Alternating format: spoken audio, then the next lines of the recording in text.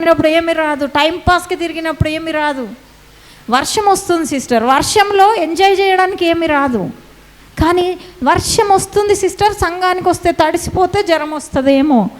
నేనేమంటున్నా అంటే, వర్షంలో నువ్వు తడిసినా నువ్వు వస్తున్నది సంఘానికి కాబట్టి, నువ్వు వస్తున్నది దేవుని సన్నిధికి కాబట్టి, నీ హృదయాన్ని చూసిన దేవుడు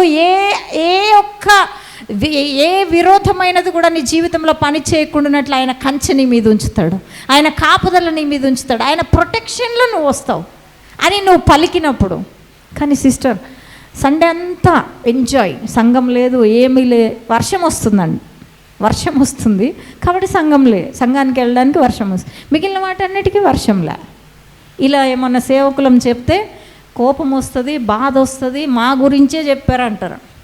కానీ ఇది సత్యము జరుగుతున్నది ఇదే. దేవుని సన్నిధికి నువ్వు ఏ రోజైతే ఇంపార్టెన్స్ ఇస్తావో